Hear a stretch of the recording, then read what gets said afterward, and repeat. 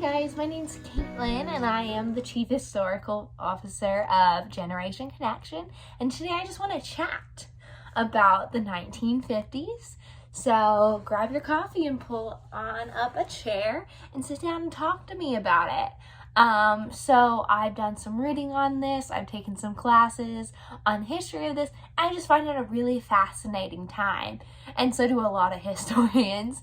And it's because after World War II, the United States became this economic powerhouse that really changed our lives at home and how we work, and the change really still is in place. So it's a really interesting time to go look and see how things just shifted.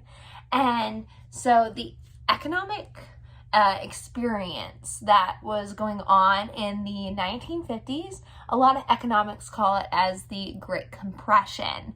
And that little fun term means that basically the middle class was just growing and all the wealth was just compressing into that idea. And that really strong middle class made the stable society that we look back to and idolize now.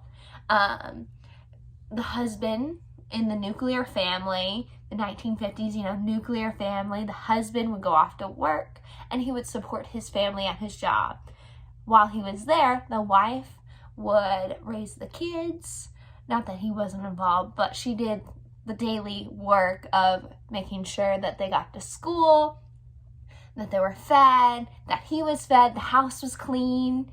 And for really like the first time, people, after they had moved into cities because of jobs, these young couples that were getting married a lot earlier than like their parents did because of the economic opportunity, they were moving back out to the suburbs because houses were cheap. It was a great place to raise like 5 kids. And they had backyards, they had space, and it was cheaper than having an apartment out in the city. And so that idea like completely manipulated how we view what a successful family in America is. And it's because of after World War II, we had all of those incredibly productive and profitable jobs in factories, and we were just exporting so many goods and had so many jobs for these men to work in that we were just so productive that we needed the women at home. Because if you work from like 8 a.m. to 5 every single day, your house isn't going to be clean. You're not going to be the attentive husband that you need to be without having that support at home. So really what made this idea work was the 1950s housewife. And while she was kind of constrained in that position, because like women couldn't have credit cards yet, there was a lot of pressures on her just to stay a wife, and she couldn't really go into a career like women 10 years older than her could have, because in World War II, when all the soldiers went out, women stepped up and had careers. That kind of concept was taken away in the 1950s, but having the women at home made it so stable in like how we view society that the kids were raised, they were made sure, and they were having a lot of kids, hence the baby.